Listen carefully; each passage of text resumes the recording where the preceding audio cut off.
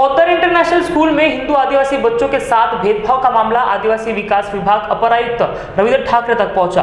उन्होंने पौधर international school के principal को कार्यालय बुलाकर मामले पर स्पष्टीकरण मांगा और पौधर इंटरनेशनल स्कूल के साथ साथ संपूर्ण विदर्भ के नामांकित स्कूलों को सूचना दी कि आदिवासी विद्यार्थियों के साथ इस तरह भेदभाव को सहन नहीं किया जाएगा। वहीं पौधर इंटरनेशनल स्कूल ने इस विषय पर ऑन कैमरा बोलने से इनकार कर दिया और जिन 14 बच्चों को स्कूल टीसी देकर निकालने वाला था उन्हें ना निकालने का निर्णय स्कूल ने लिया है।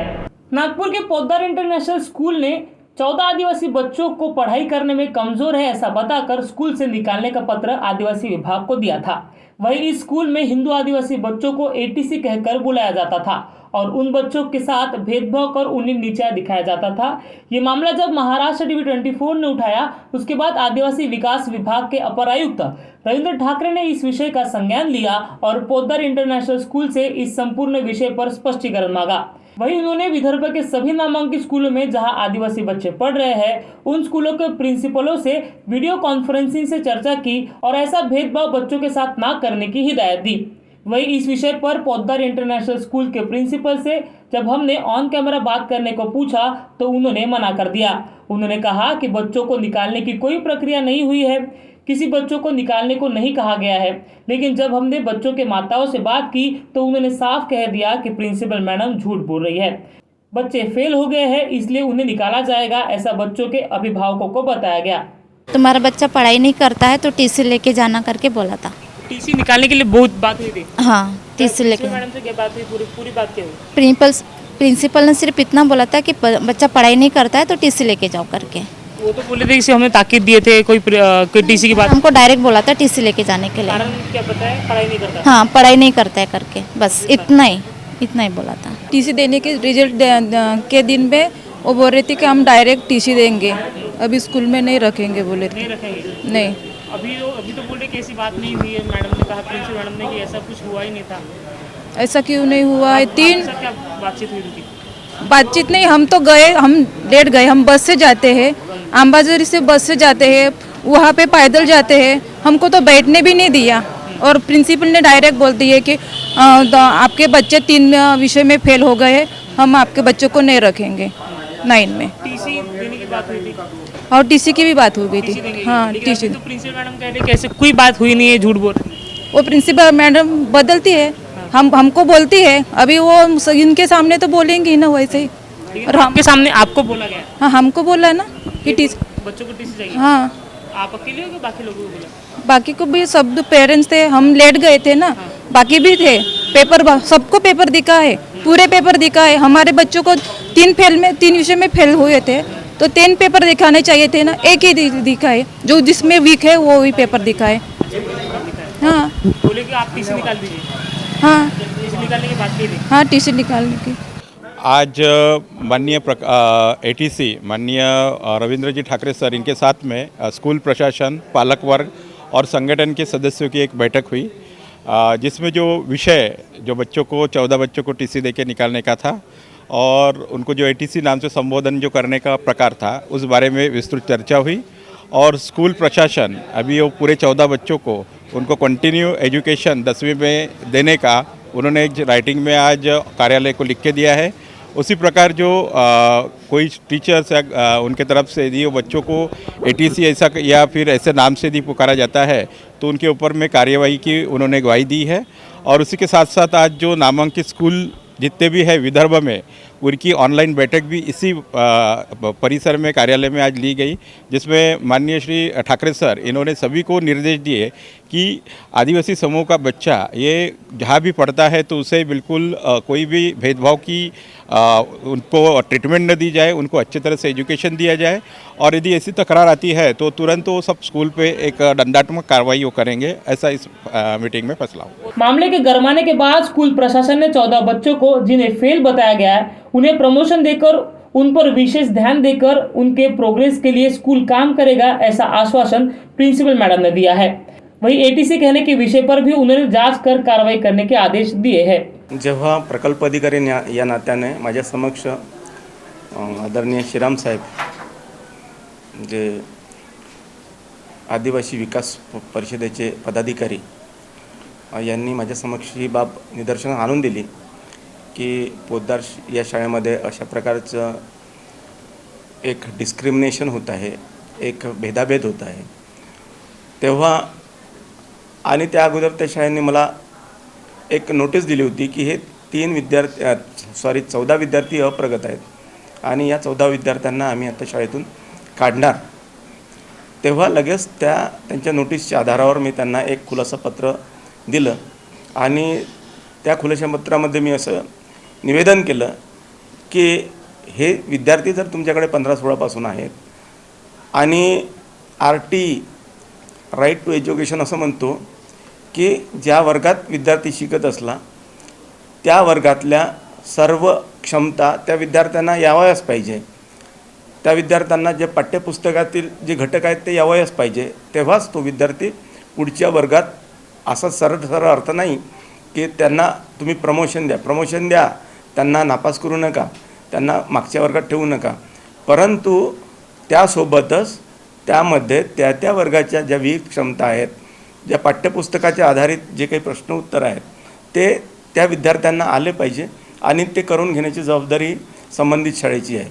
लगेच मी ते शाळांना नोटीस दिली आणि त्यांना खुलासा मागितला आणि खुलाशानंतर मला आज त्या खुलाशावर त्यांचं उत्तर सादर झालं आणि त्या उत्तरामध्ये त्यांनी असं म्हटलेलं आहे की आम्ही जे 14 विद्यार्थी आम्ही निष्कासित करणार होतो, काढणार होतो आणि संघटनेच्या दबावामुळे प्रशासनाच्या त्यांनी वेळीच त्याची दखल घेतली. आदरणीय ठाकरे सर आमचे अप्पर आयुक्त यांनी हा विषय लावून धरला आणि आम्हाला सर्वांना त्यांनी असे निर्देश दिले आहेत की कुठेच असं होता कामा नये. या पोद्दार शाळेमध्ये असं जेव्हा निदर्शन झालं तेव्हा आम्ही लागलीच सर्व अधिकारी माननीय ठाकरे सरांच्या मार्गदर्शनाखाली, त्यांच्या निर्देशाखाली आम्ही त्या शाळेला भेट दिली आणि सगळ्या बाबी आम्ही तपासून पाहिल्यानंतर त्यांनी खरोखरच ते विद्यार्थी अप्रगत दाखविले होते. जर अप्रगत असण्याचे कारण काय, तर ते विद्यार्थी सतत गैरहजर आहेत म्हणून अप्रगत आहेत असं त्यांचं म्हणणं होतं. जर सतत गैरहजर आहेत तर त्याचा मोटिवेट करण्याचं, त्यांना प्रेरणा देण्याचं, त्यांना शाळेत आणण्याचं काम हे सुद्धा त्या शाळेचं आहे. हे आम्ही त्यांच्या निदर्शनास आणून दिलं आणि त्यानंतर त्यांनी आम्हाला लिखित असं दिलेलं आहे की आम्ही या विद्यार्थ्यांना शाळेतून काढणार नाही, तर जोपर्यंत ते प्रगतिशील होणार नाही, जोपर्यंत त्याची प्रगती होणार नाही, आम्ही अधिकचे क्लास घेऊ, आम्ही अधिकची मेहनत घेऊ आणि त्या विद्यार्थ्यांना इतर विद्यार्थ्यांच्या बरोबरीने आणण्याचा आम्ही प्रयत्न करू, असं त्या विद्यार्थ्याच्या संदर्भात प्राचार्यांनी आम्हाला लिहून दिलेलं आहे.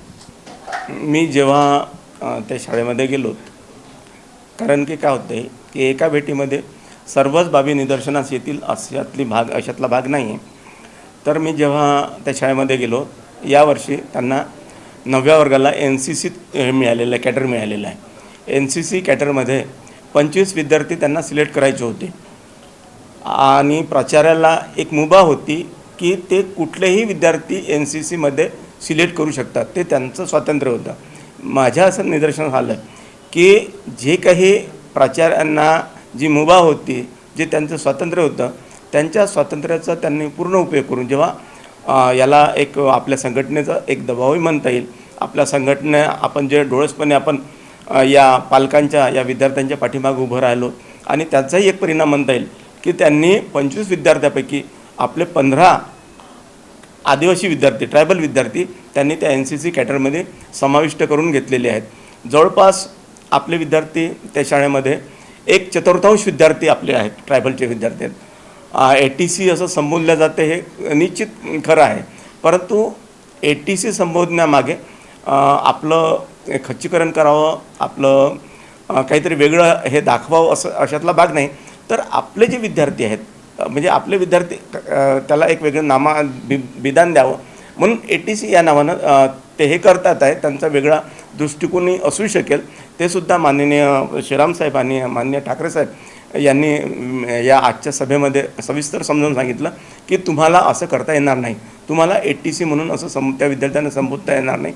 तर तुम्ही त्या विद्यार्थ्याचं नाव घ्या, तुम्ही आडनाव घ्या, तुम्ही त्याचा वर्गचा संबोध करा की अमोल मडावी वर्ग 9वा असं म्हणा, पण त्या विद्यार्थ्यांना ATC म्हणणं हे सरासर चूक आहे असं माननीय ठाकरे सरांनी, आमचे आदरणीय अप्पर आयुक्तांनी सुद्धा त्या संबंधित प्राचार्यांना हे निर्देश दिलेला आहे आणि यापुढे असं होता कामा नये असं सुद्धा माननीय महोदयांनी निर्देश दिलेले आहे पूर्ण विदर्भासाठी. आणि महत्त्वाचं म्हणजे आजच आदरणीय ठाकरे सरांनी एक सर्व म्हणजे त्यांच्या नियंत्रणाखाली ज्या काही नामांकित शाळा आहेत आपल्या 9 प्रकल्पापैकी त्या 9 प्रकल्पातले जेवढे काही संचालक आहेत त्या संचालकाची आज बैठक घेतली आणि त्या बैठकीमध्ये निर्देश दिले की अशा प्रकारचं डिस्क्रिमिनेशन अशा प्रकारचा भेदभाव हा होता कामा नये. आणि सरांनी वारंवार आपली जी भारतीय राज्यघटना आहे आणि आपल्या भारतीय राज्यघटनेचं जे प्रिएम्बल आहे प्रास्ताविक आहे आम्ही भारताचे लोक त्यांना आठवण करून दिली की आम्ही जर भारताचे लोक आहोत आम्ही सर्व बंधुभाव आहोत आम्ही सगळं बंधू भगिनी आहोत आणि जर आम्ही बंधू भगिनी आहोत तर आम्ही एकसारखे आहोत. आमच्यामध्ये होऊ शकते की कोणी श्रीमंत कोणी गरीब असू शकते परंतु आमच्यामध्ये जे एक्झिन्सीपण आहे तो असावाच पाहिजे. आम्ही सर्व बंधुभावासारखे आम्ही वागलो पाहिजे. हे आदरणीय ठाकरे सरांनी आपल्या भारतीय राज्यघटनेच्या प्रस्तावनेचं उदाहरण देऊन त्यांनी सांगितलेलं आहे.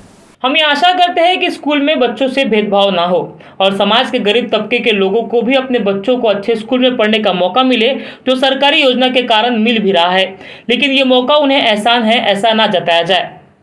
वही हम समानता की बात करते हैं लेकिन आज भी समाज में प्रतिष्ठित लोग अपने बच्चों को उस स्कूल में डालना पसंद नहीं करते जहां SC और ST के बच्चे अधिकतर पढ़ते हैं.